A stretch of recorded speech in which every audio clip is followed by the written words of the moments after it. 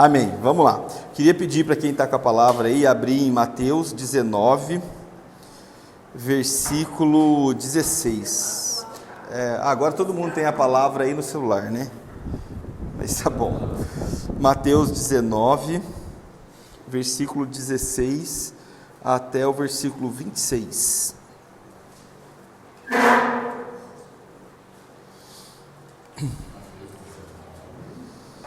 Mateus 19, de 16 a 26.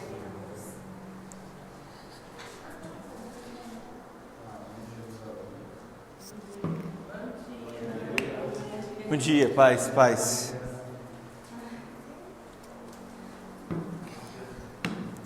Mateus 19, de 16 a 26. O jovem rico. Aí alguém se aproximou dele e disse: Mestre, que farei de bom para ter a vida eterna? Respondeu: Por que me perguntas sobre o que é bom? O bom é um só, mas se queres entrar na vida, guarda os mandamentos. Ele perguntou-lhes: Quais? Jesus respondeu: Estes: não matarás, não adulterarás, não roubarás, não levantarás falso testemunho, honra teu pai e tua mãe, amará o teu próximo como a ti mesmo. Disse-lhe então o moço: Tudo isso tenho guardado. Que me falta ainda?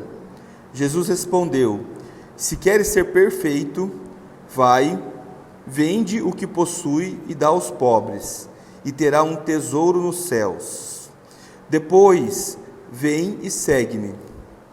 O moço, ouvindo estas palavras, saiu pesaroso, pois era possuidor de muitos bens.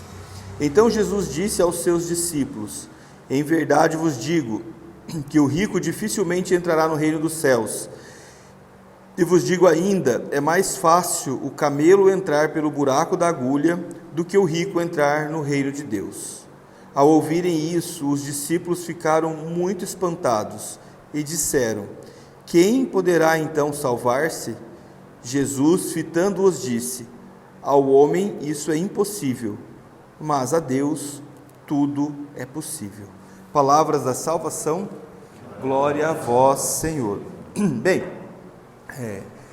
nós estamos caminhando ao longo desse ano com a formação, meditando, e usando como base para as nossas reflexões, Filoteia de São Francisco de Sales. Nós estamos só na parte 1, e já é bastante coisa.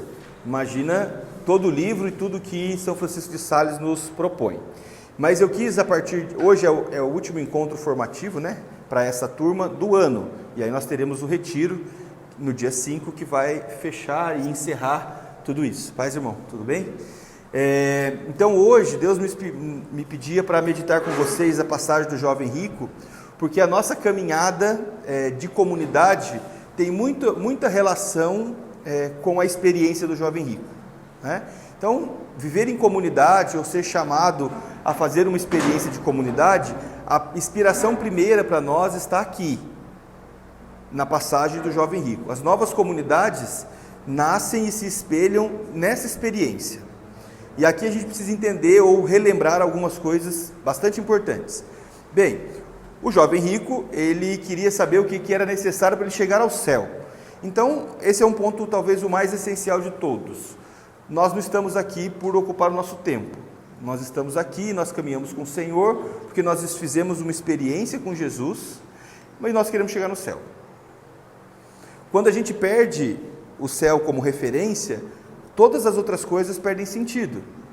Porque você não precisa gastar o seu tempo, investir seu dinheiro, abrir mão da convivência dos seus filhos, sacrificar seu emprego, você não precisa se contrariar, conviver com pessoas que talvez você não gostaria de conviver, passar por contrariedades, se o preço para tudo isso não fosse o céu. Ao passo que quando a gente olha o céu, todas essas coisas ficam pequenas. Quando a gente olha que o nosso esforço de sexta-feira está justificado porque nós queremos ir para o céu, então o esforço de sexta-feira passa a ser água com açúcar. não é? A gente fala assim, olha, faça o esforço que você... E eu sei que o esforço de sexta-feira não é um esforço pequeno para ninguém, mas faça o esforço de sexta-feira, porque isso nós vamos chegar ao céu. Você ia dizer, toda sexta-feira você ia estar lá, feliz da vida.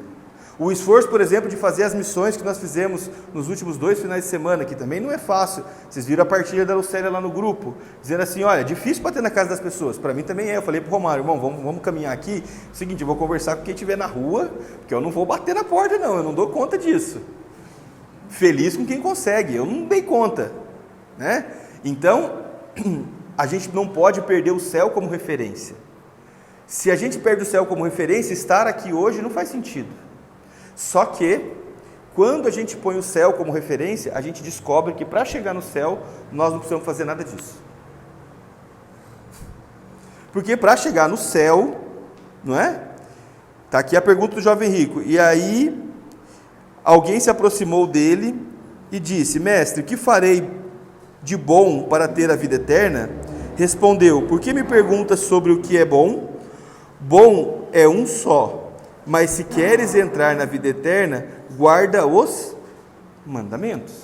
Então, não está no rol das coisas que nós precisamos fazer para chegar no céu. Paz, irmã? Vem? Não está no rol das coisas que nós precisamos fazer para chegar no céu, o grupo de sexta-feira. Indiretamente até poderia estar, se você colocar lá, amar a Deus sobre todas as coisas. Mas, nós não precisamos viver em comunidade para viver os preceitos. Se você se desconectar da comunidade hoje e viver os preceitos, o céu está garantido. Né? Tem muitas senhorinhas aqui da paróquia de Santana e de paróquias Brasil afora que não vivem em comunidade, que têm a sua vida no máximo numa pastoral e que levam a sua vida e vivem o preceito. Vivem uma vida de sacramento, um casamento sustentado a duras penas, a educação dos filhos, não rouba, não mata, não adultera, honra pai e mãe. É isso, simples assim, que vai nos fazer chegar ao céu. Se a gente for ver a experiência de Santa Teresa d'Ávila, ela vai dizer o seguinte, se você viver o preceito, você está dentro do castelo. Né? Então imagina que aqui é o fora do castelo, aqui é o dentro. Viver o preceito, você está dentro do castelo. Mas o castelo tem muitas outras moradas, e aí a gente precisa ir aprofundando nessas moradas. Então, São Francisco de Sales nos diz o seguinte, bem, aqui eu preciso ensinar você, Filoteia, a como ter uma vida devota. E veja, a vida devota é o passo para dentro do castelo. A gente não precisa ter uma vida, se a gente viver o preceito, não necessariamente a gente tem uma vida de devoção, a gente viveu o preceito. Então, uma reflexão importante para nós fazermos e entendermos, é isso que nós queremos? Algo para além do preceito? Esse é o seu chamado de vida? Algo que vai para além do preceito? E aí nos cabe alguns questionamentos. Por que eu preciso, ou por que eu me sinto chamado a viver para o lado de cá? Que é só um simples passo, mas por que eu me sinto chamado a viver para o lado de cá? E aí algumas respostas podem vir ao nosso coração. A primeira, que talvez é a que eu mais me identifico, é a seguinte: eu sou muito pior do que a galera que vive o preceito. Então, como eu sou muito ruim, eu preciso viver algo a mais, porque só o preceito não dá conta de segurar a onda que eu tenho aqui dentro do meu coração, porque eu não sou um cara muito legalzinho no íntimo do meu coração. Então, eu preciso de algo mais puxado. Né? Se eu for pegar aqui o exemplo das atividades físicas, tem gente que precisa de uma atividade física mais intensa para conseguir surtir efeito. Outros, numa atividade física aqui normal, o metabolismo dá conta. O meu não dá. Eu me sinto uma pessoa que precisa de algo mais.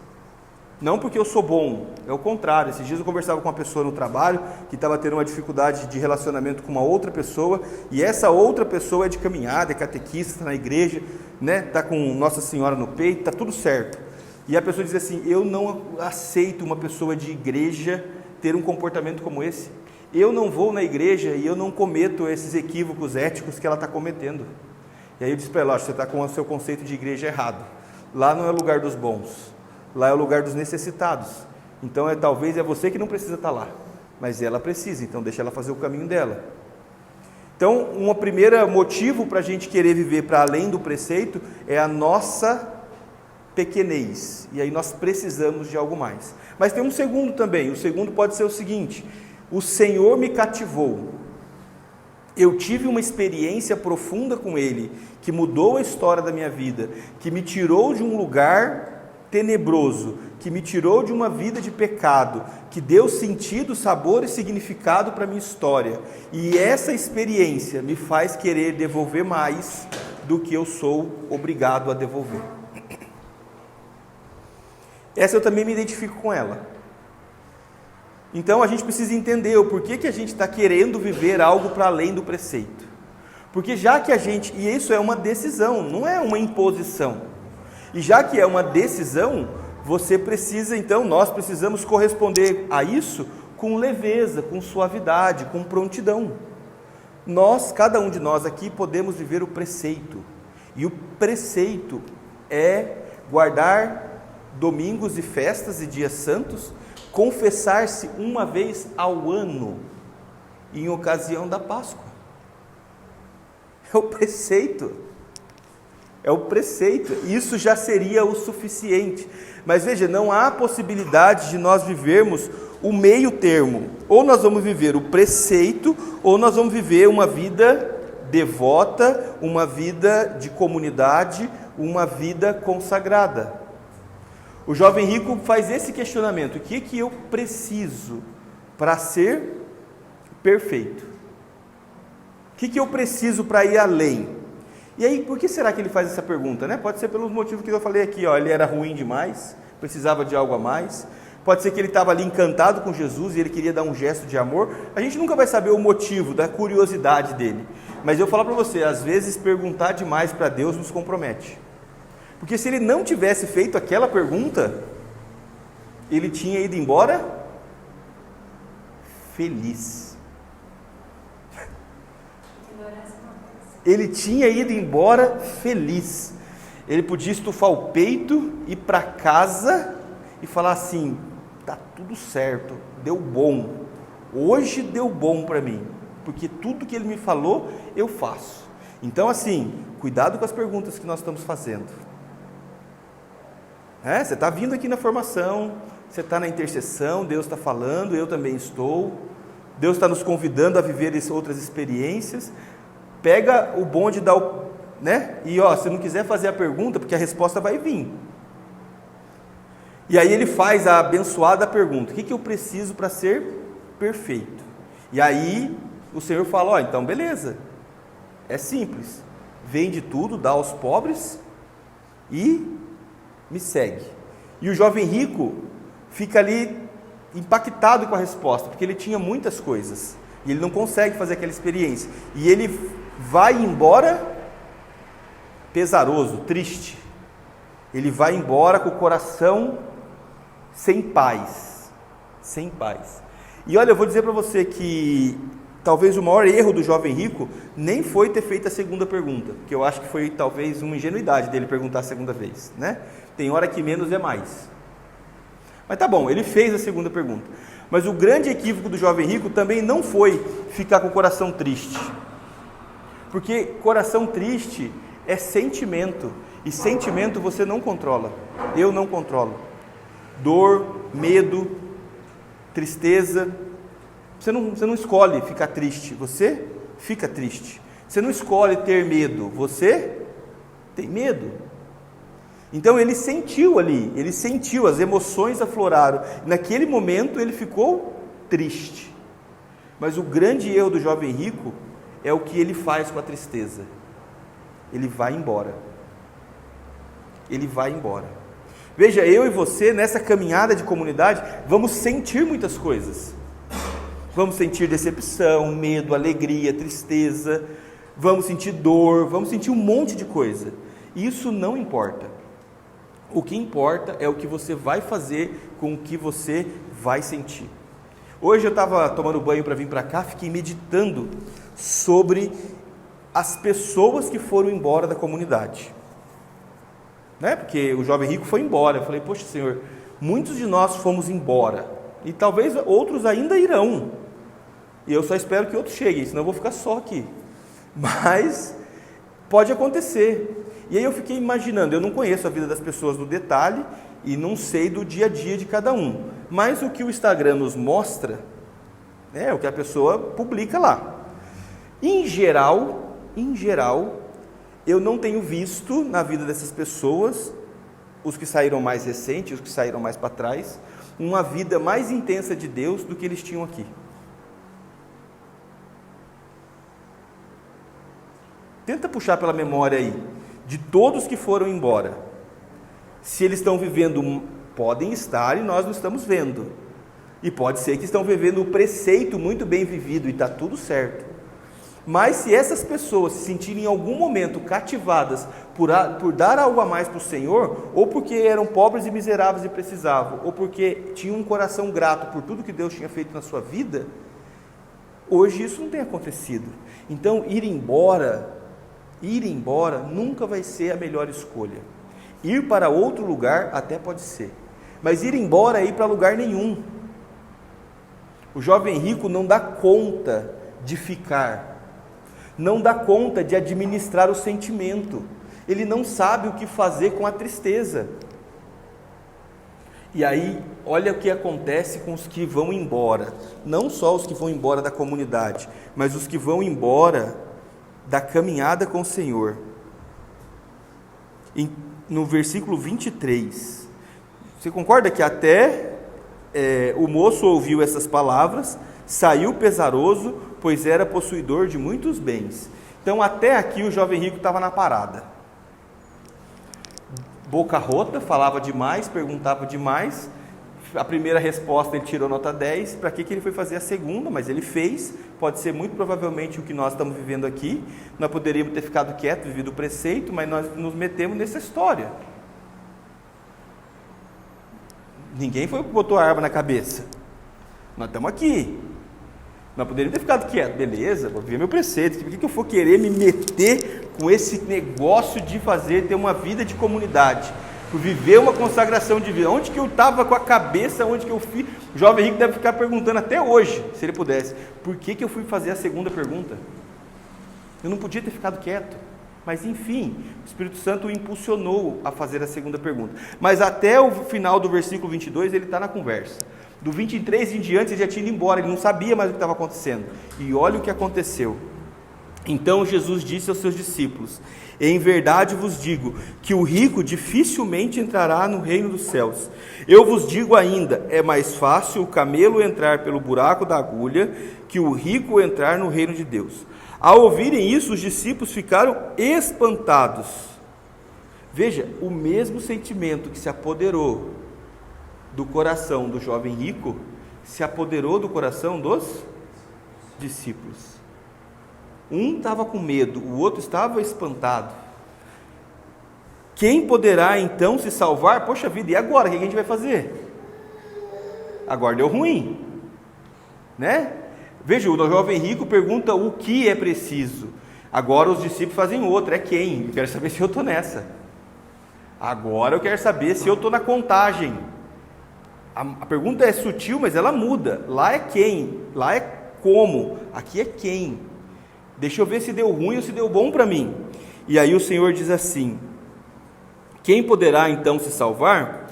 Jesus, fitando-os, disse: ao homem isso é impossível, mas a Deus tudo é possível. Essa é a grande decepção que o jovem rico teve na sua vida, não ficar para escutar a resposta de Jesus. Ele não ficou, não deu tempo, ele foi embora antes. Se ele tivesse ficado, ele tinha entendido que vender tudo, dar aos pobres, não era algo que estava dentro da sua capacidade, mas era algo que, para acontecer, precisava que Deus agisse nele, precisava que a graça operasse nele. E é essa experiência que nós queremos fazer hoje na comunidade. Pode ser que você, olhando a vida devota, ou que você, olhando uma vida de fé, uma vida de entrega, uma consagração de vida, você diga assim: eu não dou conta disso. E muitos sentimentos brotem no seu coração: medo, dúvida, decepção, cansaço. Mas eu queria te dizer uma coisa: não vá embora antes de ter certeza que Deus fez tudo que era possível na sua história. Porque para Deus tudo é possível, até transformar um caco velho como eu, num homem que tem uma vida devota. Nós precisamos ter essa certeza, porque pode parecer que tudo que nós estamos lendo aqui é algo que fica longe, distante de nós, e é mesmo. Agora a graça precisa trabalhar em nós. Santidade é a natureza humana trabalhada pela graça divina. O Jones é o que é, mas o Jones se abre ao mover de Deus, e Deus transforma e trabalha a minha natureza, trabalha a natureza da Sheila, do Alex, do Zé, do Dudu, da Larissa, do André, do Romário, da Lu, da Li, da Lu, da Érica. Quanto da sua natureza humana já foi trabalhada pela graça divina? Tenta lembrar lá da sua juventude, lá da sua conversão, ou dos últimos anos recentes. E isso é santidade, é saber que o ruim que está no nosso coração está lá, e o bom que se apresentou na nossa vida foi graça de Deus. Se eu sou o pai que sou hoje, não é mérito meu, é mérito da graça. E olha que eu acho que eu ainda tenho muito que melhorar. Se eu sou o marido que sou hoje, não é mérito meu, é mérito da graça. Se eu posso caminhar com o Senhor hoje, e caminho há bastante tempo, há mais de 20 anos, não é mérito meu, é mérito da graça. Então nós precisamos entender essa dinâmica, a dinâmica de como Deus, através do mover da graça, nos faz crescer em santidade. E aí é uma escolha, ser discípulo e ficar, mesmo com medo, esperando a última palavra do Senhor, ou fazer como o jovem rico, ir embora, com o coração pesaroso, e não ouvir a boa nova. Para Deus tudo é possível. Bem, feito esse preâmbulo aqui, vamos falar da Filoteia, né? E a Filoteia traz para a gente o seguinte, né? Uma forma muito simples. Eu e você vivemos num mundo secular, que lá em São Francisco de Sales era um mundo bem diferente do nosso. Mas existem verdades universais nesse livrinho que podem ser aplicadas hoje. E São Francisco de Sales diz assim: Filoteia precisa ter uma vida devota, uma vida entregue a Deus verdadeiramente. E aí a primeira questão que a gente precisa relembrar das outras formações é: o que é uma vida devota? É uma vida de pessoas que amam a Deus. Então não é uma vida cheia de preceitos, como os judeus viviam lá com muitas regras. Não é isso. É simples. Se você for um homem ou uma mulher devota, você vai precisar amar a Deus. E como isso se manifesta? Isso sobretudo se manifesta na caridade, no amor ao próximo, na sua relação com o outro. Não é? Porque não tem como a gente manifestar o nosso amor a Deus, senão a minha relação com quem está aqui perto. Então é na experiência da caridade, em casa, no trabalho, com o irmão na rua, né? E aí eu não estou dizendo que você tem que dar necessariamente esmola ou comida.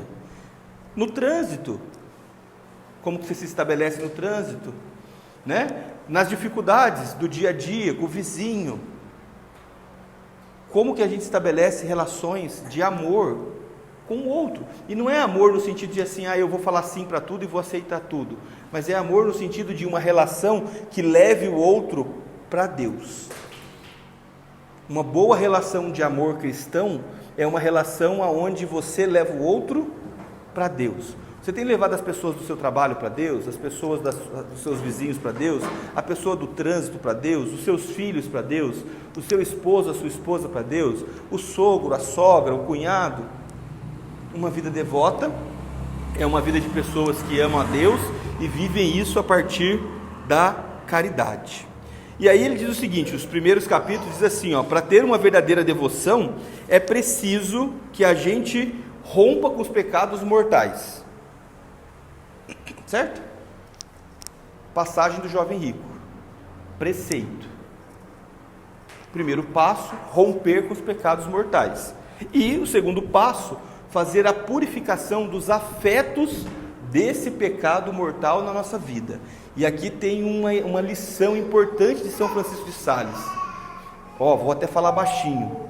Nós nos afeiçoamos, aqui para o microfone, nós nos afeiçoamos com o pecado.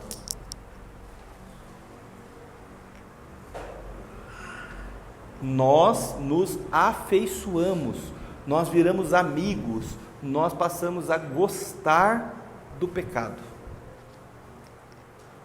Então nós precisamos romper com o pecado mortal e precisamos romper com os afetos que nós criamos com esse pecado. Eu não honro meu pai e a minha mãe e começo a me afeiçoar por não honrar meu pai e minha mãe. Eu cometo adultério e começo a me afeiçoar por cometer adultério. Veja que é o nível 2, do problema. É quando isso está na entranha, virou endêmico, estrutural, virou algo que faz parte de mim. Então, esse é o primeiro ponto, mas não é o ponto da formação de hoje. Nós vimos isso, fizemos lá as meditações, fizemos as reflexões, foram muitos capítulos para a gente olhar as questões dos pecados mortais e do afeto que nós temos. E aí nós chegamos no capítulo 22. Capítulo 22, lá pela página 79. Que aí sim é o tema do que nós vamos tratar hoje. Então, imagina que, pegando a metáfora lá de Santa Teresa d'Ávila, o primeiro nível eu estou aqui, eu quero só entrar no castelo. Quero viver o preceito, e aí depois eu quero me aprofundar na minha vida de devoção e na minha espiritualidade. E aqui São Francisco começa a dizer o que nós temos que cuidar para nós nos aprofundarmos nisso. Então, o capítulo 22 diz assim: é preciso que nos purifiquemos dos afetos aos pecados veniais. E tem uma beleza muito grande no texto aqui de São Francisco de Sales. E eu vou ler os trechos que eu destaquei para a gente poder ver como ele trata os pecados veniais. Descobrirá, pois, amada Filoteia, que além dos pecados mortais e do afeto a eles, de que te purificastes pelos exercícios atrás notados, tens ainda em tua alma muitas inclinações e apego aos pecados veniais. Não digo que descobrirás pecados veniais, mas digo que descobrirás afetos e inclinações para eles. Ora, uma coisa bem diferente da outra, porque nós nunca podemos estar inteiramente livres dos pecados veniais, ou ao menos persistir muito tempo nesta pureza, mas podemos muito bem não ter afeto algum a esses pecados. Com certeza, há muita diferença entre mentir uma ou duas vezes por gracejo, em matéria de pouca importância, e entre ganhar gosto à mentira e afeiçoar-se a esta espécie de pecado. São Francisco de Sales traz uma ponderação aqui muito equilibrada, não é? Porque a gente caminhando na igreja, a gente corre o risco, e aí eu não acompanho muito, mas vejo um pouco de tudo isso. Você tem hoje alguns influencers que é o seguinte: a sua vida é uma vida assim, ou é tudo isso, ou já era, você está no inferno. Apresenta uma vida de fé tão estereotipada, tão idealizada. A gente atende alguns casais de noivos, quem participou da Rafael por algum tempo, sabe disso, que eles chegam achando que beijar e pegar na mão é pecado. Eles são quase amigos missionários. Se idealiza tanto o namoro que é São Francisco e Santa Clara. Então, existia uma cumplicidade missionária, mas nunca foram namorados. Vocês são namorados, vão casar, gerar família. Pode beijar na boca e pode pegar na mão. Pode. Hoje a gente tem que tomar cuidado, porque a vida de fé está tão idealizada que você não pode escorregar em nada. Você não pode escorregar em nada. Tem gente julgando, ele vai na missa e não comunga de joelho. Tudo bem, eu não vou julgar quem vai lá na missa e comunga de joelho, está tudo certo. Mas por que quem comunga em pé está mais Ali a pessoa está fazendo uma experiência íntima dela, ela com Deus. Né? Agora nós estamos no negócio das palmas. Né? As palmas virou um problema sério aí agora. Né? Tem paróquia que as palmas estão... Na procissão de entrada, o padre já falou: para, não vai para bater palma não. Não bate palma, porque isso aqui é um ranço lá de Martinho Lutero, que queria transformar a missa em festa. Eu falei: então acabou, as missas que a gente foi na Canção Nova, nenhuma prestou. Não, gente, tá bom, se a igreja disser agora que o rito litúrgico é sem palma, vai ser sem palma. Mas calma. São Francisco diz o seguinte: olha, você vai cair num pecado venial ou outro. Por mais que você queira conservar uma pureza de coração, você vai cair num pecado venial ou outro. E a diferença de uma mentira ou outra, de uma matéria não grave, ele está admitindo que mente. Ou que pode mentir. De você se afeiçoar pela mentira. Já viu gente que se virou amigo da mentira? Você olha e fala assim: putz, mais uma. Virou hábito.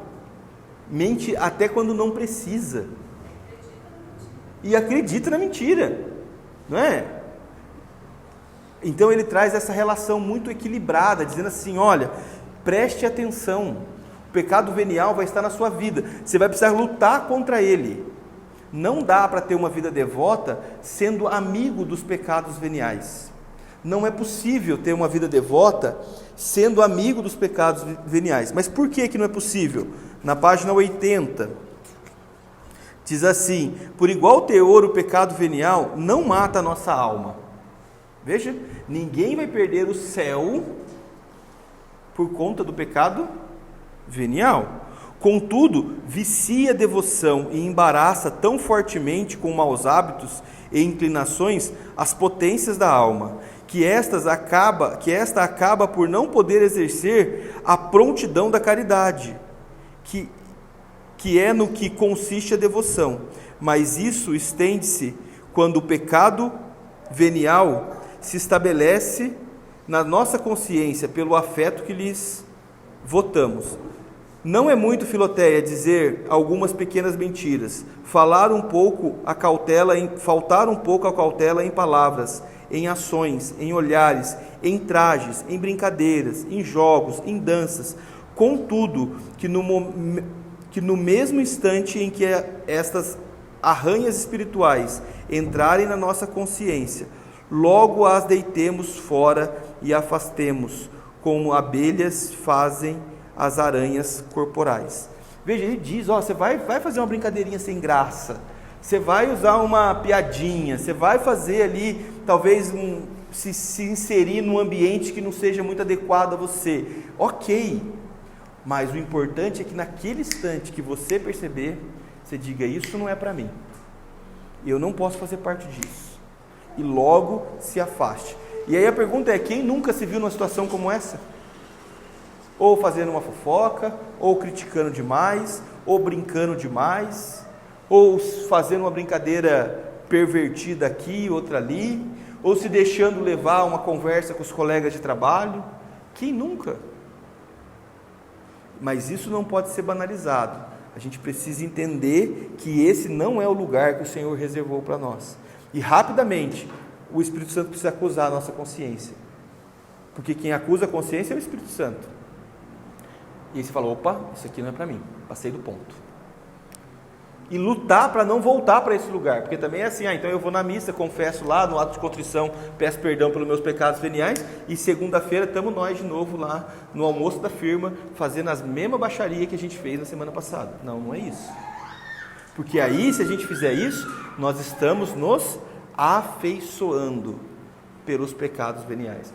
Ele não vai tirar o céu mesmo? Então eu corro ali na missa, né, no ato de contrição, e a igreja ela é tão... a misericórdia de Deus é tão ampla, que como tem missa todo dia, se rolar no período da manhã, dá para ir na missa à noite. E se rolar à noite, dá para ir na missa de manhã. E aí nós vamos de perdão em perdão, nos afeiçoando pelos pecados veniais. Vamos perder o céu? Não. Mas vamos perder a nossa vida devota. Quando nós nos habituamos a viver com os pecados veniais, fica muito mais difícil falar o sim que o jovem rico não conseguiu falar. Porque quando o Senhor pediu para ele chegar ao céu, ele tinha que cumprir apenas 10 mandamentos. Mas a palavra vai dizer que ele tinha muitas riquezas. Então não era só de 10 coisas que ele tinha que se apegar, que se desapegar. Muito provavelmente ele tinha que se desapegar de um tanto de pecados veniais que ele já tinha virado amigo, que já estava ali no dia a dia dele, que já fazia parte, que ele ia se habituando e se acostumando. Pois bem, para chegar ao céu precisamos romper com o pecado mortal. Entramos aqui com os afetos, precisamos romper com o pecado venial e com os afetos a esse pecado venial. Mas não para aí, né? E aí nós vamos para o capítulo 23, na página, pelo menos no meu livro, né? Na página 82. Então, veja o caminho que São Francisco faz. Ele fala assim, tem algumas faltas que são faltas muito sérias, chamados pecados mortais. Tem outras e que são pecados, mas são chamadas de pecados veniais. Você não perde a alma, você vai para o céu, mas vicia a sua devoção. Podia parar aqui, né? Pecado mortal, pecado venial. Se eu cuidar dos dois, tá bom. Já fiz o que eu precisava fazer para ser perfeito. Aí São Francisco fala assim, não, peraí, tem aqui um terceiro, é necessário que nos purifiquemos dos afetos às coisas inúteis e perigosas. Aqui nós vamos chegar naquele ponto que é o seguinte agora. Mas não faz mal, né? Não faz mal. Isso aqui não faz mal. Mas que mal faz tomar uma cerveja? Que mal faz? Faz mal. Que mal faz tomar um vinho? Estou falando das minhas coisas inúteis, tá? Que mal faz tomar um vinho? Mas que problema tem ir no show? E que mal faz o Halloween? E que problema tem ir ao show? E que mal faz, né? Por que não dar uma escorregadinha aqui numa questão, na outra? Também sou filho de Deus, né? Quem nunca?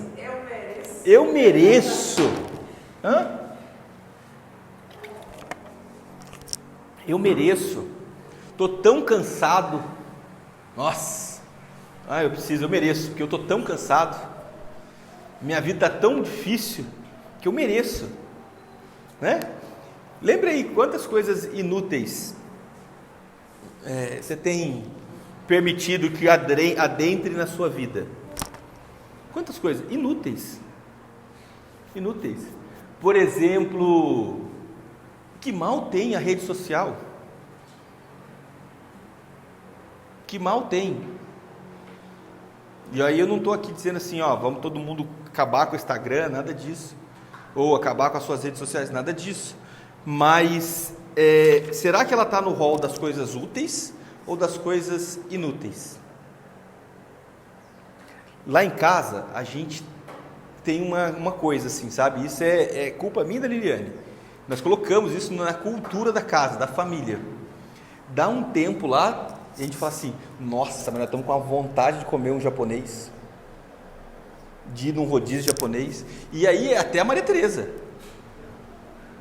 assim, uns 60, 90 dias, parece dar um suricutico em todo mundo, temos que ir comer um rodízio japonês, né? E aqueles que falam assim, nossa, já estou pirando, eu preciso viajar, eu não dou conta mais. Esse é outro problema que nós temos também em casa. Pelo menos 1 ou 2 vezes por ano nós precisamos dar uma escapadinha, uns 3 dias aqui, uns 4 dias ali, para desnuviar a cabeça. Veja, não há mal nenhum em ir no rodízio japonês com a família. Não há mal nenhum em viajar. Não há mal nenhum em olhar a rede social. Não há mal nenhum em tomar o vinho e tomar a cerveja. Não há mal nenhum. Mas olha o que São Francisco vai dizendo. Os jogos, os bailes, os banquetes, as pompas, as comédias, na sua essência, não são de modo algum coisas más, mas sim indiferentes, porque podem ser bem ou mal executadas. Apesar disso, essas coisas são sempre perigosas, e afeiçoar-se a elas é ainda mais perigoso. Então ele diz o seguinte, a comédia, o filme, a série, não, a viagem, a pizza, o japonês, a bebida, a cerveja, essas coisas não tem mal nenhum em si, mas o mal está em se afeiçoar por elas. Meu final de semana foi uma porcaria, não tomei uma cerveja. Essa festa não serviu para nada, porque não tinha cerveja. Olha, tive uma discussão lá em casa, porque nós estamos com o dinheiro curto, mas todo mundo quer ir no tal do japonês. Olha, eu deixei de cumprir com meus compromissos, com as minhas obrigações, mas nós temos que viajar. E a viagem tem que ser cada vez melhor, ir para um lugar cada vez mais chique e cada vez mais distante. Importa mais o que se faz com as coisas inúteis do que as coisas inúteis em si. Direi, pois, Filoteia, que embora seja permitido jogar, dançar, compor-se e enfeitar-se, ouvir comédias honestas, tomar parte em banquetes, contudo, ter afeição a isto é coisa contrária à devoção, e em extremo nociva e perigosa. Não está o mal em fazer coisas, mas em afeiçoar-se a elas. Na verdade, é nocivo e nefasto semear na terra do nosso coração afeições tão vãs e loucas. Ocupam o lugar de impressões boas e impedem que a seiva da nossa alma seja empregada em fomentar as boas inclinações. E aqui há uma sabedoria da Santa Igreja, que é a importância das mortificações, né? Então lá na quaresma você vai lá e faz uma mortificação de alguma coisa, não é? Não estou falando do jejum, tá? O jejum ele é uma prática de espiritualidade que se serve a outra coisa, mas a mortificação, o que na próxima semana das coisas inúteis, na próxima semana você vai deixar de fazer.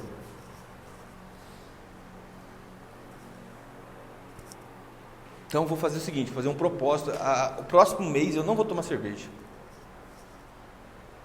para que você possa dizer para a sua alma que você pode viver sem a cerveja. Olha, a viagem do próximo semestre, eu vou fazer uma obra de caridade. Ou eu vou economizar um pouquinho nela aqui, vou num lugar mais simples e vou pegar aqui e vou fazer uma obra de caridade. Mortificação. Matar essa tendência ao que não é necessário. Olha, eu vou fazer aqui um propósito de limitar meu acesso à rede social a 30 minutos por dia. O Instagram tem lá um temporizador e ele te avisa, hora de desligar. E pipa assim, puf, hora de desligar. Tá bom, 30 minutos. Né? Uma coisa inútil na nossa vida, ganhar 30 minutos por dia, já está bem ganhado. Já está bom. Então a gente pode disciplinar a nossa vida. Disciplinar. Dizer, olha, então eu vou cuidar aqui da boca, isso aqui eu não vou comer. Né? Tem quem goste muito de chocolate aqui, tem o famoso dos chocólatras aqui, a Érica. Então, dá para ficar... Então...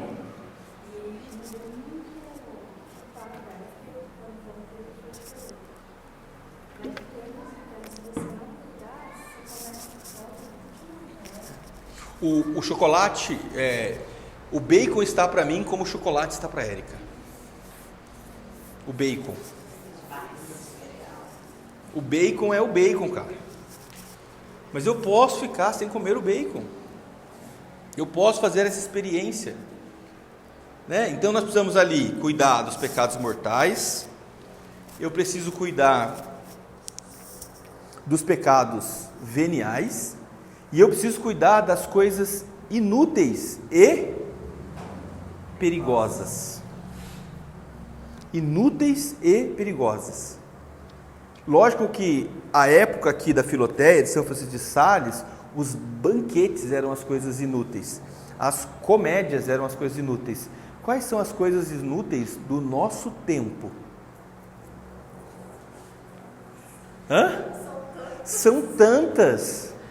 Parece, e outra, veja, o mundo, e atual, o mundo já entendeu que nós temos uma tendência a nos afeiçoarmos por coisas inúteis, porque elas são mais prazerosas. Então, cada vez mais irão nos oferecer coisas prazerosas e inúteis. Vou te falar uma coisa, aqui ó. As que mais nos pegam, eu acho, né? Porque assim, sai disso, né? E dizer assim, qual o problema? Qual o problema? Não tem problema. Sabe? Sabe? Fica natural. Esse é o problema, ficar natural coisas que, não tem nada, né? Mas se você colocar um montante aqui, muito tempo perdido. E às vezes ela vem fantasiada de praticidade. Sim. Até na comida. Não é muito melhor cozinhar um feijão que demora lá 40 minutos para cozinhar do que comer um feijão enlatado? Ou comer um miojo? Não, tem gente que não gosta do miojo, mas tem gente que gosta. Veja, a gente precisa olhar porque está tudo muito justificável na nossa vida. Você arruma uma desculpa para tudo. Eu às vezes me deparo com algumas situações, né, no trabalho, que eu falo assim, beleza, você só fala o que você quer fazer, eu tenho discurso para as duas. Se é para fazer, eu defendo. Se é para não fazer, eu defendo. Porque se a gente quiser uma justificativa, a gente vai encontrar uma justificativa para nós nos afeiçoarmos às coisas inúteis e perigosas. Quase sempre a morte é certa, né? Você vai no rodízio japonês, tá tudo super bom. Você vai comer até sem dormir. Entendeu?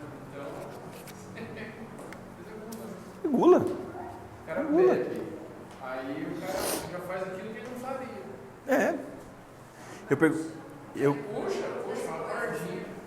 E você, quando você se vê, você está envolvido num ciclo de coisas que está te levando, num primeiro momento, aos pecados veniais e num segundo momento aos pecados mortais. Então, entrar nessa roda viva das coisas inúteis e perigosas é entrar no ciclo e no caminho daquilo que a gente tem que tirar da nossa vida. É a isca. É para lá que nós estamos indo.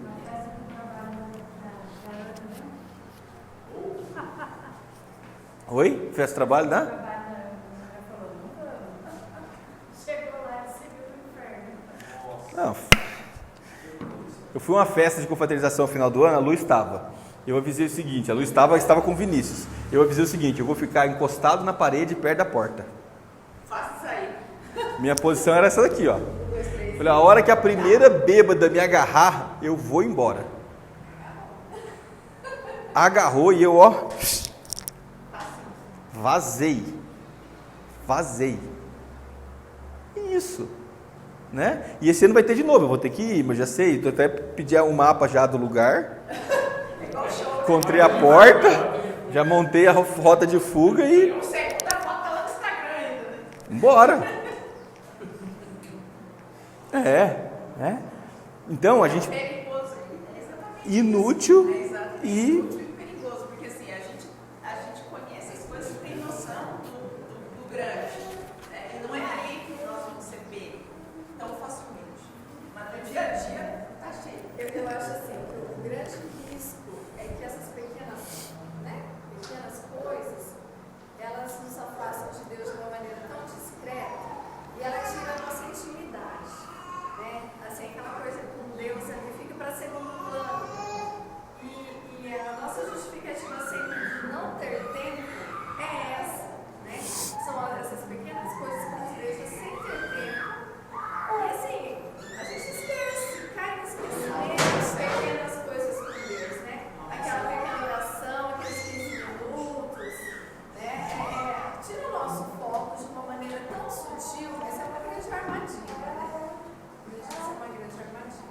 E à medida que a gente amadurece, a gente passa a governar a nossa vida, certo?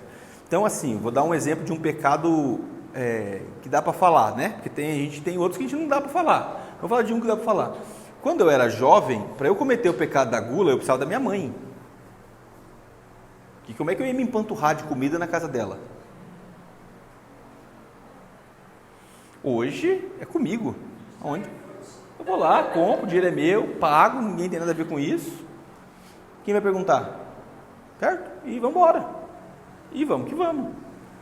Então, a gente precisa... E hoje, a vida que o Senhor nos permitiu, né, ter, e que não há problema nessa vida, é uma vida que nos dá acesso a muitas coisas inúteis e perigosas. Né? Então, hoje, você não precisa se privar de nada. Se você quiser comer, você come, viajar, você viaja, passear, você passeia, comer, brincar, você brinca, você faz o que você quiser. Não vai dar para fazer tudo no nível máximo, mas alguma coisa disso tudo dá para fazer. Comprar um carro dá para comprar, morar dá para morar, dá. Pagar uma escola para o filho dá também. Ou um curso, ou alguma coisa, dá. Nós temos essa possibilidade. Só que essa vida que o Senhor nos permitiu ter, pode virar uma grande armadilha. Porque quando você vive com privações, aí você tem menos possibilidades. Né? Então, esse dia eu estava olhando lá em casa. Se quiser Netflix, tem. Se quiser Disney Plus, tem. Se quiser... Não, HBO a gente não tem. Mas tem lá um monte, tem uns 3 ou 4. A Amazon Prime tem. Se quiser consumir conteúdo, tem um monte. Tem um monte. Está lá, está à disposição. Agora a gente precisa cuidar disso. Nós precisamos, né, como comunidade, examinar todas as áreas da nossa vida. Cada área da sua vida. Como está? Quais as coisas inúteis na sua condição de homem? Quais as coisas inúteis na sua vida profissional? Quais as coisas inúteis e perigosas no seu relacionamento conjugal? Cadê? Quais as coisas inúteis? Nós precisamos também identificar o que é desnecessário e prejudicial. Olha, isso aqui está me prejudicando. É só você olhar, tem uma linhazinha, ó, eu piso aqui, depois eu piso no venial, depois eu piso no mortal. Tem uma linhazinha, ó. Então, corta a linha. Vai começar ali, ó, nas coisas inúteis e perigosas. Então, né, vamos... Bem, uma outra coisa muito importante, evitar as influências negativas. Quais são os relacionamentos que te fazem cultivar relações inúteis e perigosas? Quais são as leituras, os conteúdos? O que a gente tem de possibilidades na vida que não contribui para edificar? Gente, se você entra no YouTube, você tem desde os conteúdos mais importantes e edificantes até o lixo da internet. Está tudo lá. Então, em último caso, uma questão de escolha. E o algoritmo, né, o povo aqui do TI, o algoritmo já sabe ler as suas escolhas. E ele te dá mais daquilo que você vê. Então, se você vai ver muita coisa de igreja, ele vai te entregar mais coisa de igreja. Se você vê coisa de futebol, ele vai te entregar coisas de futebol. E aí assim, sucessivamente. Então, nós precisamos educar tudo isso. Entender, falar, não, eu quero enxergar. Você trabalha com isso, né, Sheila? É a Sheila que faz, ó. Ela tá rindo por causa do meu YouTube. Por quê? O YouTube é a coisa mais maluca do planeta. Tem de tudo. Uhum, você vê tudo. E fica logado na TV, né? Uhum. Eu uso o Miguel, mas então o algoritmo fica lá. Eu quero ouvir jornal, tá lá. Música de academia, treino. Ou então lá, Roblox, né?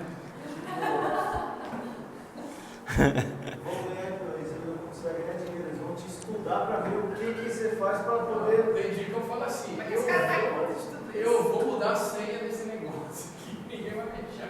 Ah, eu crio os perfis, pô. Não, mas dentro da conta que você paga, você pode ter os perfis. Pode. Lá em casa eu tenho. Tem atividade para hoje. E aí eu dou uma segurada, porque, por exemplo, a Ana Luísa só pode ver conteúdo até 12. Aí no perfil dela só entra o 12. Porque se ela acessar o meu, aí lá está aberto tudo para ela. Mas eu acho que dá para fazer perfil. Bem, então para a gente caminhar para o outro, por fim, é preciso a gente parar de escolher entre aquilo que não faz mal e começar a escolher aquilo que faz bem. Esse é o dilema. Deixar de fazer aquilo que não faz mal e começar a fazer aquilo que faz bem. E tudo isso é uma questão de escolha, né? Bem, no capítulo 24, como é que nós estamos de horário? Estamos um tempinho ainda. Então vamos para o último capítulo do dia. E ele é tão curtinho, que nós vamos ler todo, inteiro. Vamos ler aqui juntos, tá? Bem, é preciso que nos purifiquemos. Não acabou não? Porque podia ter acabado, né? Pecado mortal e os afetos ao pecado mortal. Pecado venial e os afetos ao pecado venial. Coisas inúteis e perigosas e o afeto às coisas inúteis e perigosas. Eu estou quase que nem o jovem rico, querendo ir embora já. Né? Porque o que vem mais? O que vem mais? E vamos lá.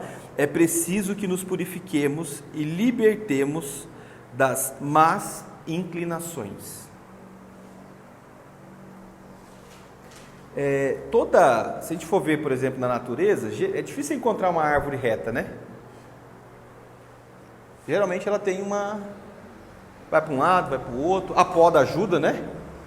Mais para cá, mais para lá. É como se nós estivéssemos assim, nessa condição da árvore. Não tem ser humano, os santos, né? Mas nós aqui, até que isso seja testado, temos uma inclinação, ou para o lado ou para o outro.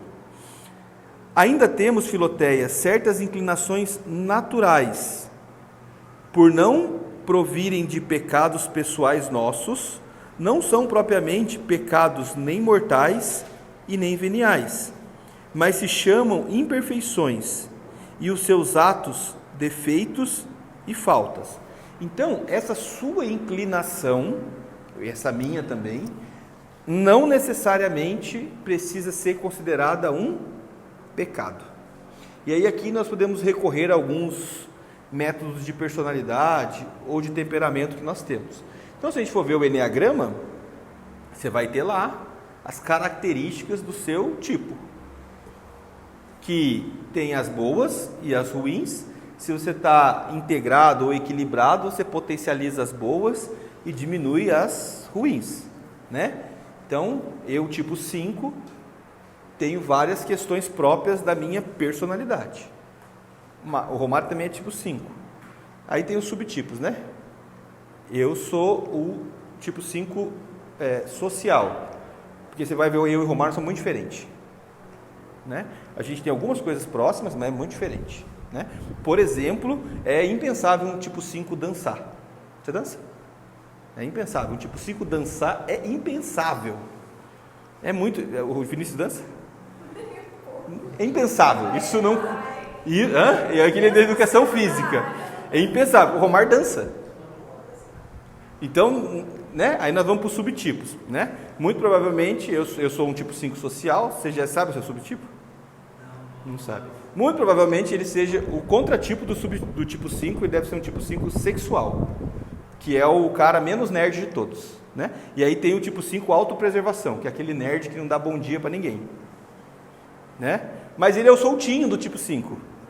É o cara mais descolado, né? É o cara mais legalzinho, deve ser isso. Então a gente tem as nossas... Mas não necessariamente o meu jeito de tipo 5 é um pecado meu, ou mortal ou venial. Ou então a gente pode olhar talvez pelos temperamentos. Aí nós vamos ter os coléricos, os fleumáticos, os sanguíneos e os melancólicos. Então eu vou falar de mim, eu sou colérico. Corte seco, pau, sou colérico, né? Só que eu tenho colegas coléricos que se você brincar com ele, te dá um murro. Fácil. Tem um cara que você deu bom dia e pergunta, vamos brigar, né? Em casa eu tenho 2 sanguíneas.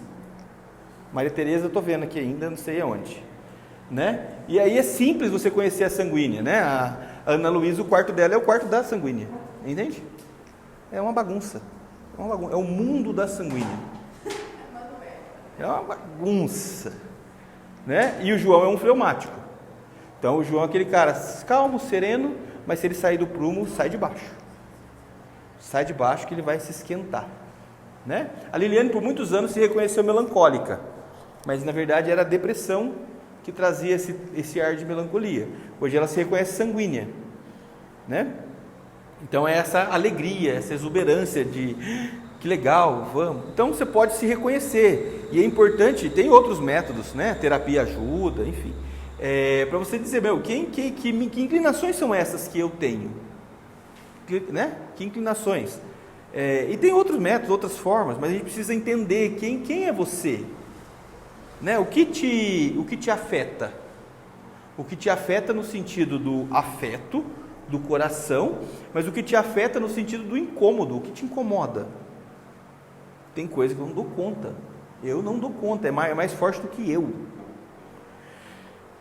Eu respiro, né? E falo, agora eu vou ter que entender isso aqui, porque para mim é muito mais simples. Vamos por aqui, assim, assado.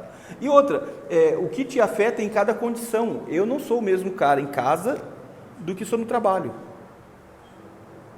Tem muitas coisas que me diferem de casa do trabalho. Primeiro é o nível de comprometimento e envolvimento que eu tenho com as pessoas da casa. E está tudo bem, para mim está bom. Não, para mim está tudo bem. Eu não vou lidar com um funcionário como eu lido com meu filho. As coisas que o meu filho faz me afetam muito mais do que as coisas que um funcionário faz. Então eu sou muito mais exigente, cobro mais, intolerante, mais duro em casa, porque eu amo mais o povo de casa. Eu não estou me justificando, só estou explicando como eu funciono. E cada um funciona de um jeito. Cada um funciona de um jeito, né? Mas eu preciso me reconhecer, eu preciso me entender. Quais são as suas inclinações? Aqui na comunidade, a gente convive por muitos anos e em várias condições que você começa a reconhecer a pessoa. Você fala, sério mesmo? Né? Já sei como é que vai ser. Tal coisa com o Romário vai ser assim. Tal coisa com a Érica vai ser assim. Tal coisa com a Lili. Por exemplo, se eu precisar saber de uma data, de um registro, de um horário, para quem que você vai perguntar na comunidade? Para a Liliane. Não é? Hã? Então, não pergunta para mim, que eu vou ter que olhar. A Ana que... Não, ainda foi a Ana que conectou. O meu também estava muito maravilhoso. Você fez a pergunta, você não tem uma coisa mais? Não, tira só semana que vem. Aí você mais tarde, você tem informação. Bem, vamos lá. Santa Paula, segundo refere São Jerônimo, tinha pronunciada inclinação para a tristeza e melancolia, tanto que, na morte dos filhos e do marido, correu sempre o risco de morrer de desgosto. Isto era uma imperfeição e não um pecado, pois que era contra a sua aprovação e vontade. Alguns são por natureza levianos, outros austeros, outros pertinazes nas suas opiniões. Estes são inclinados à indignação, aqueles à cólera, aqueles outros ao amor. Numa palavra, poucas pessoas se encontram em que não se possam notar alguma dessas imperfeições. Então, tem alguém aqui que não reconhece uma das suas imperfeições? Então tem muita matéria-prima para Deus trabalhar. Mas eu confesso que isso vem com uma maturidade também. Também. Um jovem não está para ele se reconhecer com algumas inclinações. Se o jovem for maduro, para a sua condição de idade, né? Porque toda idade tem a sua... toda idade tem o seu nível de maturidade, né? Então, vamos lá. Se eu for olhar hoje a Ana Luísa, ela tem uma maturidade esperada, não dizendo que ela tem, mas existe uma maturidade desejada para uma menina de 12 anos, que não é a mesma de uma criança de 4. E existe um outro nível de maturidade desejado e esperado para um jovem de 18. E existe um outro para um jovem de 25. E existe um outro para um velho de 40. Né? Às vezes o nível de maturidade desejado e esperado não acompanha a cronologia. Nem para o bem, nem para o mal, né? Nem para o bem, nem para o mal. Às vezes você vai encontrar gente de 40... às vezes você vai achar gente de 40 menos madura do que um jovem de 17. Né? Eu acho que depende muito do ambiente e da vida que leva. Eu vejo assim, por exemplo, né? Eu tenho a Clara lá. As coisas de Deus, quando você conversa com ela, parece que você está conversando com uma pessoa de 25 anos. Mas na prática é o colo da mãe. Entendeu? Tem o conhecimento, mas não tem a maturidade. Tem todas as informações, mas não sabe administrar. Então, isso é muito evidente. Tem coisa que é desse tamanho, eu falo, eu não acredito que, né, a gente entre nós, que ela não dá conta disso. É porque não tem um preparo para isso. Mas o ambiente que ela vive, nossa, ela domina tudo. Se você perguntar, tem coisas assim, de informação que ela dá show na gente. Mas a maturidade não dá. E essa é uma diferença importante, né? Conhecer é diferente de estar maduro, né? Nós vivemos numa geração de muita informação e de pouca experiência. A administração de tudo isso não dá. Mas o que o São Francisco vem apresentando, você vê ali o itinerário, né? Você vem do mais bruto, que é o pecado mortal, aí você vai lapidando, né? E isso é meio que uma tendência que Deus vem trazendo, né? É o tal do segundo voo para o Carlos City, sabe? Quando o avião já está numa certa altura, você tem que dar mais uma altura. É isso, as pessoas que ainda estão batalhando com os pecados mortais não vão chegar nessa análise de ver aquilo que está dentro de mim, que tendenciona eu começar a dar aqueles pequenos passos, né? O Padre Paulo Jacques fala que o pecado mortal ele é um abismo. Ninguém sai de um quarto desejante e cai no abismo. Você vai dando ou para frente ou para trás. Quero contar duas experiências de maturidade. Primeiro, alguém já foi confessar e passou vergonha? Então, eu vou contar a maior vergonha que eu passei numa confissão na minha vida. Fui confessar e nesse dia estava eu e o João Pedro. Então, o João Pedro foi na frente e eu estava logo na sequência. Quem estava confessando era o Frei Joacir. Ele estava aqui na paróquia de Santana, na paróquia Matriz. Beleza? Sentei lá. O João, não lembro que idade tinha, mas sim, devia ter 11 para 12 anos. Né? Então, beleza. Aí o João foi, confessou, tal, e saiu. E aí eu cheguei para confessar lá, confessionário, né? Que ele na casinha lá, eu de joelho, o Frei lá dentro. Aí antes de começar, o Frei, o senhor é o pai daquele menino? Eu falei, ferrou agora.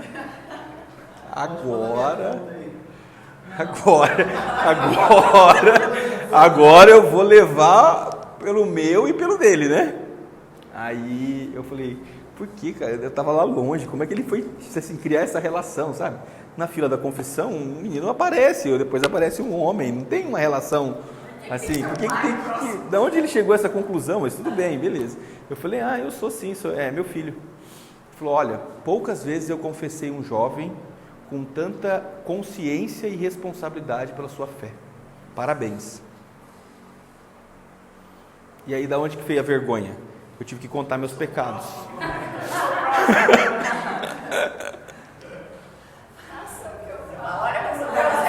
Falei, e agora? Como é que vai ser isso?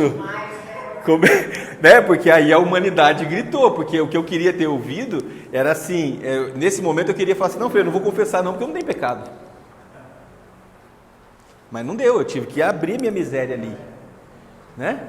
Então, é um exemplo de maturidade. Um jovem de 12 anos, eu falei assim, poucas vezes eu confessei um jovem com tanta clareza, com tanto entendimento, né? Da espiritualidade, da fé e tal.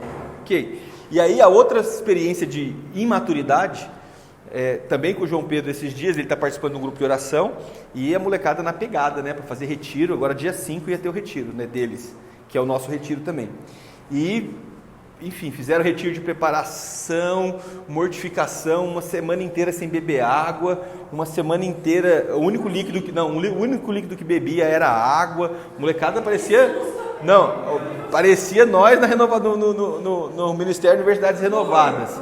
E agora cada semana tinha uma mortificação, acordando de madrugada, e eu, que fogo, falei, isso aí, João, vai para dentro. Aí, sábado passado, no dia que o João foi pregar, a primeira pregação dele no grupo, chamaram antes com uma reunião e, seguinte, não vai ter mais retiro. Acabou, não vai ter retiro. O João já ficou, mas por que não vai ter retiro? Não, porque não tem inscrição, só tem 10 pessoas inscritas e falta 15 dias para o retiro e é pouca gente, nós não vamos fazer. A gente queria 200, só tem 10. E aí, eles não sabem o que fazer, porque aí eles não sabem o que fazer, aí falta maturidade. Ficar a semana inteira só de água não foi difícil.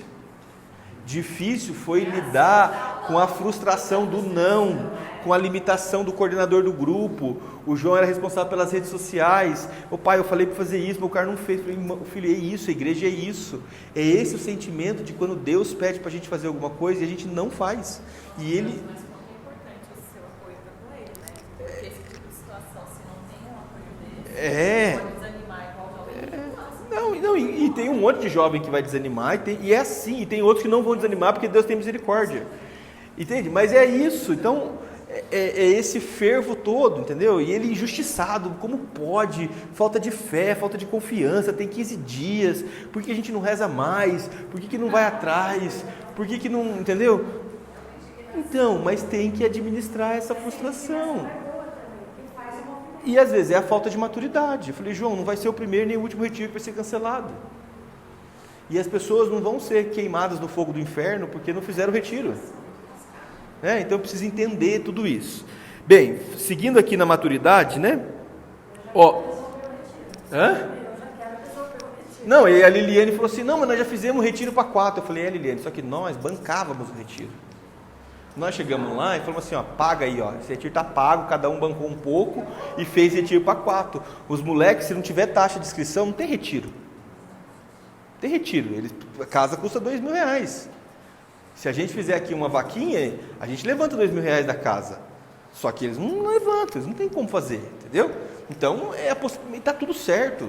A frustração ali faz parte do crescimento com Deus. É do jogo. Quem nunca passou por isso, né?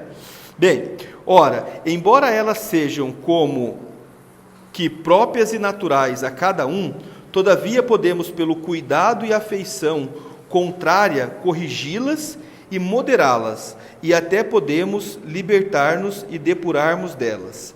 E dir-te-ei, Filoteia, que é preciso fazê-lo, descobrir-se meio de transformar as amendoeiras bravas em amendoeiras doces, só com golpeá-las no pé. Essa daqui eu não sabia, né? Que a amendoeira é amarga e que aí eles furam o pé da amendoeira para ela ficar doce. Para que ali lhe saia o suco amargo. Porque não poderemos nós fazer sair as nossas inclinações perversas para nos tornarmos melhores? Não há caráter, por muito bom que seja, que não possa tornar-se mal pelos hábitos viciosos. Não há natural tão torto e arredio que, primeiramente pela graça de Deus, depois pelo trabalho e diligência, não possa ser domado e vencido. Vou, pois, agora dar avisos e propor exercícios, por meio dos quais purificarás a tua alma das afeições perigosas, das imperfeições e de todo afeto aos pecados veniais. E assim, cada vez corroborarás melhor a tua consciência contra todo o pecado mortal. Deus te conceda a graça de os praticar bem. E aqui é todo o restante do livro, né? As dicas e as orientações estão aqui, né? Aí ele vai falar de tudo que é preciso se fazer para a gente conseguir controlar tudo isso. Pois bem, para a gente caminhar aqui já para o nosso final, né? 9h30, ainda temos um tempinho. Veja a dinâmica da santidade, como ela pode ir de fora para dentro ou de dentro para fora. Se ela for de dentro para fora, eu preciso cuidar das minhas inclinações, preciso me conhecer, né? Então, uma pessoa que gosta de conversar e conversa sem cuidado, tem um grande risco de escorregar, né, nas coisas perigosas e vãs próprias do bate-papo. E essa pessoa que gosta de conversar, que vai se deixar levar pelos bons bate-papos a todo custo e a qualquer momento, de qualquer forma, tende a escorregar e ir para os pecados veniais. E indo para os pecados veniais, muito provavelmente ela vai cair na maledicência e vai pecar e cometer o pecado mortal. Ninguém vai hoje cometer pecado mortal do nada. Isso vem acontecendo na nossa vida e na nossa história, né? Se nós formos de fora para dentro, aquele pecado mortal vai comprometer de tal ponto a nossa vida, que as nossas inclinações lá na outra ponta vão nos levar cada vez mais a continuar vivendo essa realidade de pecado mortal. Precisamos olhar para nós e saber assim, o que tem em você de más inclinações que precisam ser tratadas. E veja, a inclinação, ela pode ser algo não essencialmente ruim, como São Francisco vai nos dizer, mas é o uso indevido dela. Ora, uma pessoa que gosta de, vou pegar aqui o exemplo da fala, da conversar, poxa, pode ser uma pessoa muito agradável. Eu fico imaginando o quanto é desagradável entrar no elevador comigo. É muito desagradável. A Liliane fala que quando a gente morava em apartamento, que tinha uma pessoa que eu não conhecia do elevador, eu ficava até com ciricutico. Porque para mim é muito desagradável. Eu não quero dar bom dia, não quero dar boa tarde, demora uma eternidade aquilo acabar, né? Quando a pessoa é conversadeira ainda, que puxa assunto, aí é pior ainda. Aí, né? Ontem nós fomos na exposição da Ana Luísa, lá na escola. E aí eu fiquei para trás para jogar um negócio no lixo, e a Liliane foi subindo com a Maria Tereza, a Ana Luísa ia ficar na exposição. E aí quando eu comecei a subir a rampa, encontrei a Liliane conversando com o pai de um aluno lá na rampa. E aí, quando eu cheguei, ele falou para mim assim, ele que é seu marido? Ela falou, é. Aí ele falou para mim assim, eu estou falando para ela aqui que ela é tão bonita quanto a Sherazade, aquela jornalista. Eu fico imaginando quem é o ser humano que encontra uma pessoa subindo, isso para mim é impensável. Isso para mim é impensável. Encontra uma pessoa subindo na rampa, aborda a mulher e fala assim, nossa, você é tão bonita quanto a Sherazade.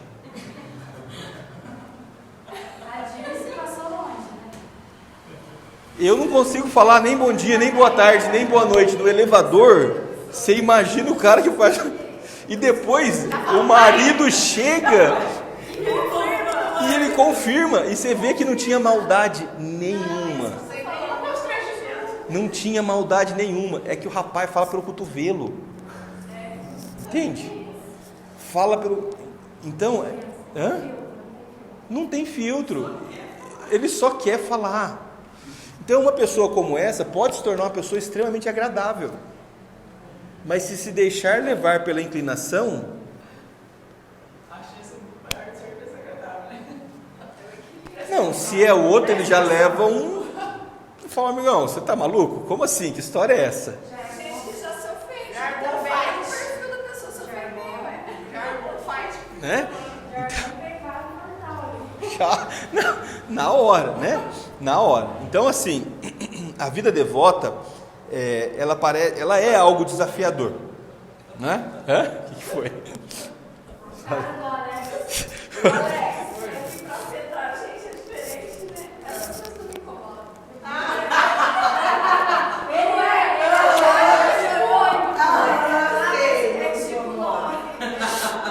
Dependendo, afeta muito, mas dependendo não tem.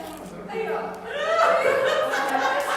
Não, mas, gente, aí que tá, né? Eu queria usar esse exemplo também para a gente olhar. Cadê aqui o. Mas é a questão da pessoa lidar.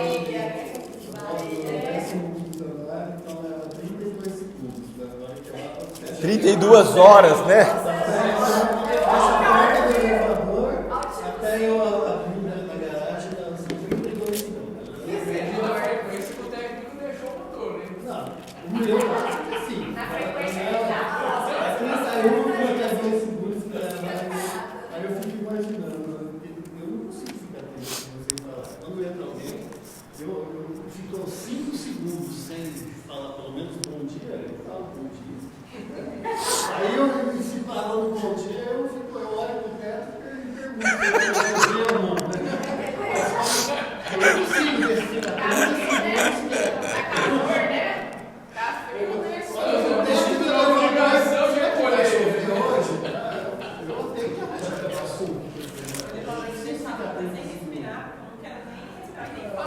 Não, não. Alex, personalidade Já sai 3 amigos, um encontro marcado no fim de semana.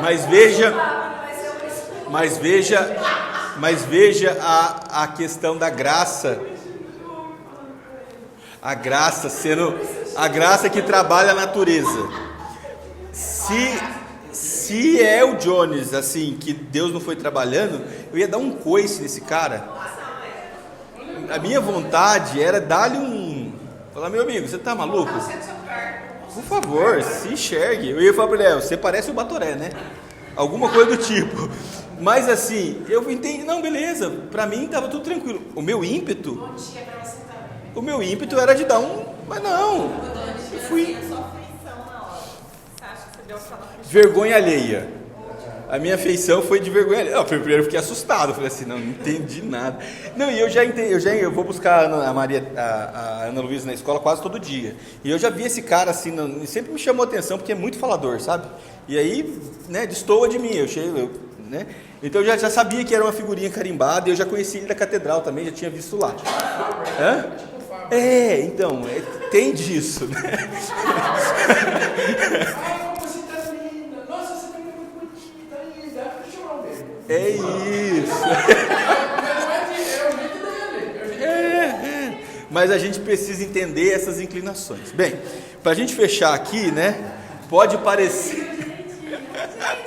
Não, a gente vai no centro. Hã? Mas daqui a pouco veio um cara, me abraçou e me deu um beijo assim, ó. Encontrei uma pessoa. Eu olhei, por favor.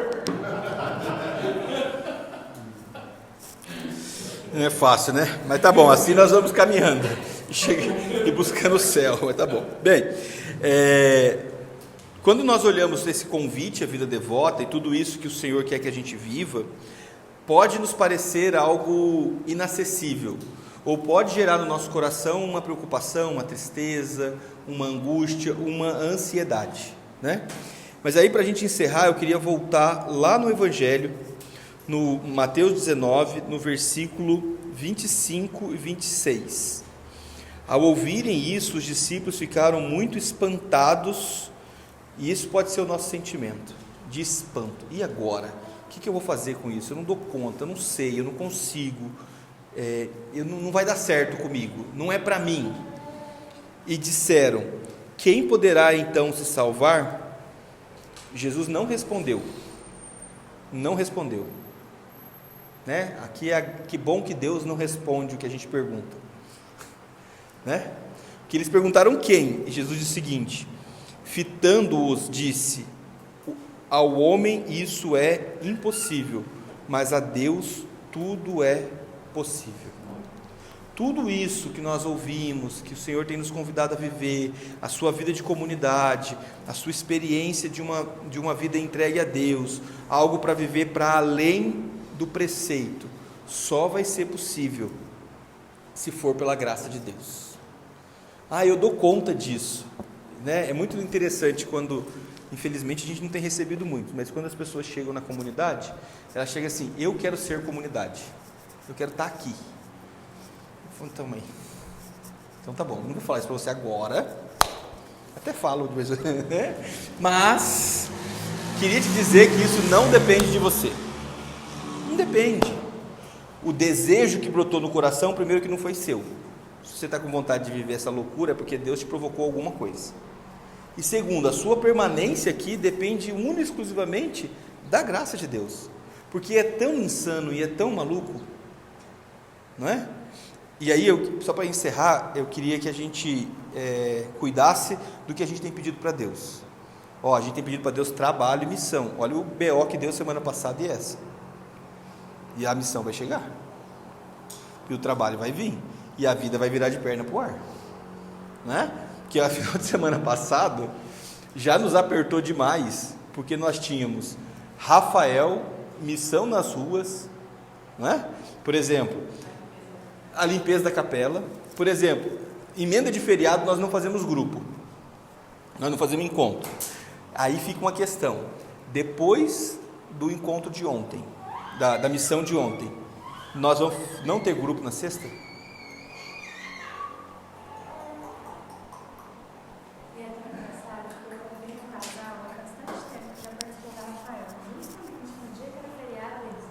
Eu vou.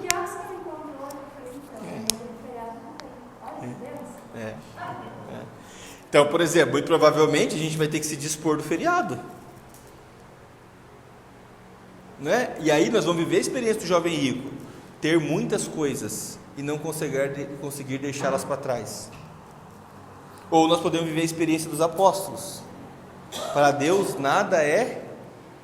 tudo é possível. Então nós vamos lá sexta-feira e o que eu tinha para fazer vai ficar para trás, e o meu feriado, que já está meio manco mesmo, porque domingo já tem retiro, eu vou entregar ele para Deus fazer o que quiser dele. A vida devota vai nos impor escolhas bem pequenininhas e bem simples, mas é o conjunto das pequenas, grandes decisões que nós tomamos que irá nos fazer pessoas mais próximas ou mais distante de Deus. E sabe o que vai acontecer? Algumas pessoas irão na missão sexta e outras pessoas não irão. E nós vamos ter que saber que o nosso coração não vai poder se inquietar pelos que não estão, porque é a sua escolha com Deus. Porque pelo preceito, pela regra, pelo combinado, na feriado não tem. Mas tem hora que a regra tem que ser suplantada, superada. E nós temos que viver da graça. Imagina se Deus fosse viver com a gente só na regra. Não ia dar certo? Então, Deus, Ele quebra as regras com a gente. E Ele é tolerante. Então nós vamos ter que quebrar as regras com Ele, né? Só para finalizar dizendo o seguinte: por mais difícil que seja, para Deus tudo é possível. Amém? Vamos rezar? Temos aí, não tem Mas sobre isso, eu acho que a gente tem até uma vantagem. Primeiro, que é a última emenda de feriado do ano. Eu acho que se tiver que fazer um esforço, a gente já ganhou todos os outros ganhos. E o ano que vem a gente vai ter só uma emenda de feriado. Tá vendo? Deus já tirou até os feriados para a gente parar de ser folgado. Se o problema era esse. Não é possível. É que eu já fiz o calendário. Eu já 24, eu já vi praticamente. Para Deus tudo é possível, que a gente fez o calendário. Conclui-se que, né? Conclui-se que é isso mesmo que a gente faz. Não, e sabe o que pode acontecer também? Nós vamos lá, vamos abrir a capela, vamos fazer o encontro na sexta e não vai ninguém. Você foi. E tá tudo certo. E tá tudo certo. E não vai ter problema. E nós vamos ter que estar lá, né? Porque é assim que nós vamos ter que viver. Nunca sabe, porque às vezes passa uma pessoa na frente. A gente nunca sabe. Não está na nossa mão, né? Amém? O povo que vai à missa, estou no horário ainda, né?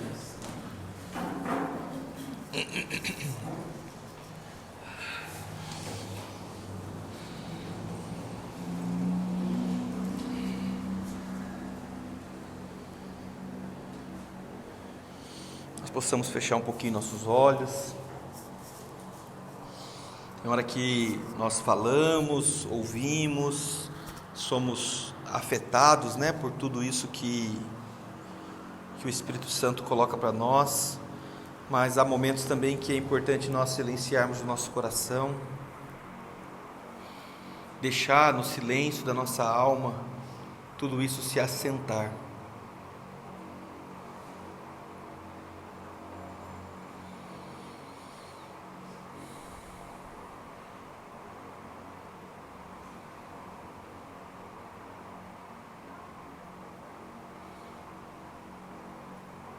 Deixe Deus falar com você nesse momento.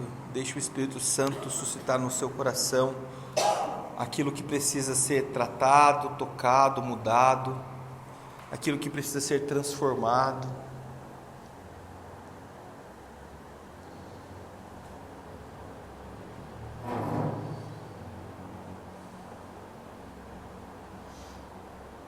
Sempre é tempo, sempre é possível.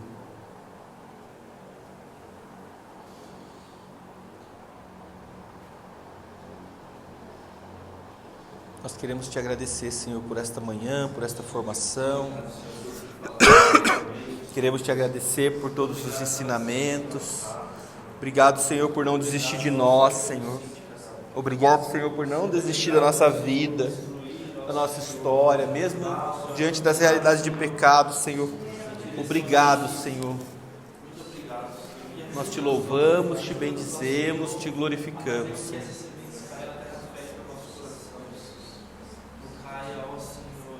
Muito obrigado, Senhor.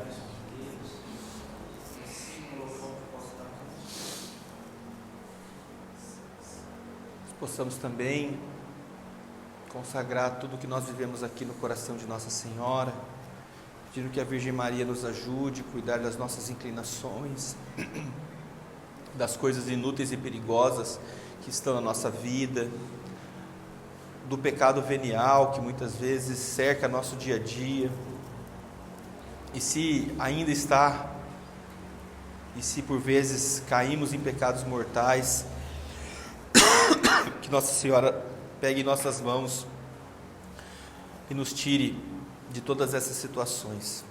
Ave Maria, cheia de graça, o Senhor é convosco. Bendito é o fruto do vosso ventre, Jesus.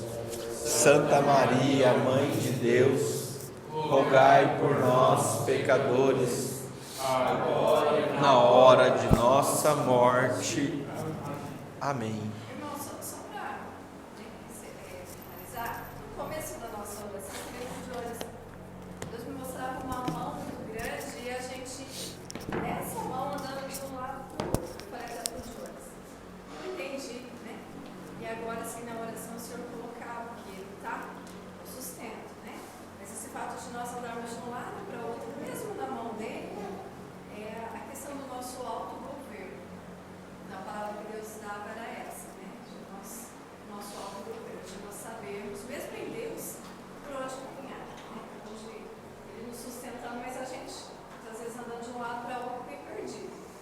Mas é o autogoverno e eu acho que vem fechar com essa formação de hoje. Amém. Santo anjo do Senhor, meu zeloso guardador, se a ti me confiou a piedade divina, sempre me rege, me guarde, me governa, me ilumina. Amém. São Miguel, São Gabriel, São Rafael, rogai por nós. São Simão Cirineu, rogai por nós. Nossa Senhora das Dores, rogai por nós. Que o Senhor nos abençoe e nos guarde, em nome do Pai, do Filho e do Espírito Santo. Amém. Pai Jesus.